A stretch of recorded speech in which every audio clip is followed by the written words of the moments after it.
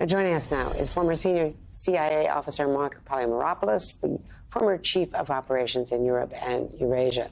So, Mark, Israel and Hezbollah, they're trading more fire. Hezbollah is a military organization that has far more firepower than Gaza, than the Hamas in Gaza. How real is the threat of a second front against Israel on the Lebanon border? Well, I think it's very real, and I think that all eyes in the intelligence community, both us and certainly Israel, is on the north.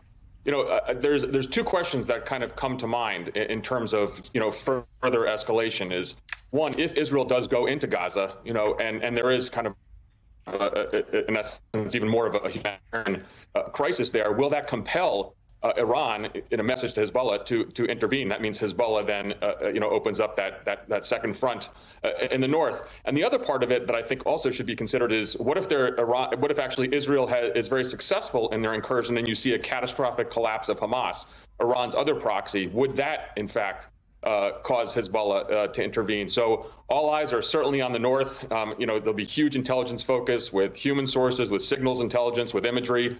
And this remains an incredibly tense situation. And there have been attacks against U.S. military posts in Iraq and Syria, a drawdown in Iraq of all non-essential personnel. That's right. That's a big concern. I think there's been a dozen attacks in the last 4 days. One of the things that I've been curious at is that the U.S. military has not responded. I think that Iran is certainly testing us.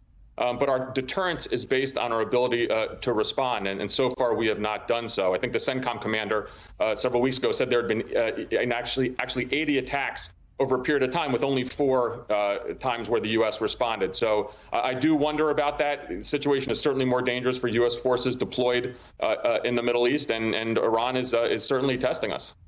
Let me also ask you about the hostages, because we're told that Israel is going in with, special ops groups, commando groups, trying to find out where they are, trying to map the territory if they do go in for a ground invasion.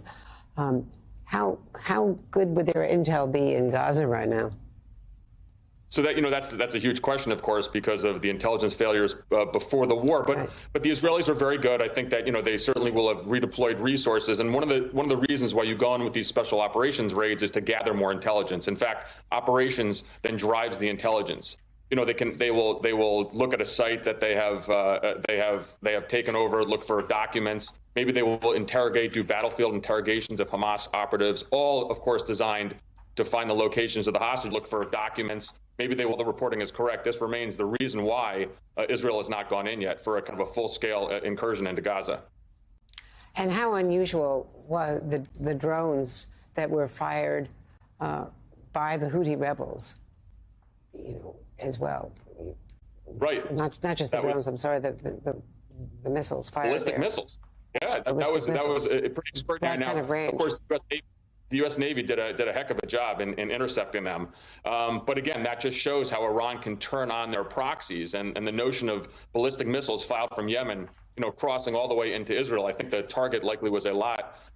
That is something of concern. And so again, will there be any kind of U.S. military response on the Houthis as well? I mean, I do worry that the more these proxies attacks go forward without the U.S. responding proportionally, the more it will embolden Iran. And I think that's something that certainly DoD officials are going to have to respond to.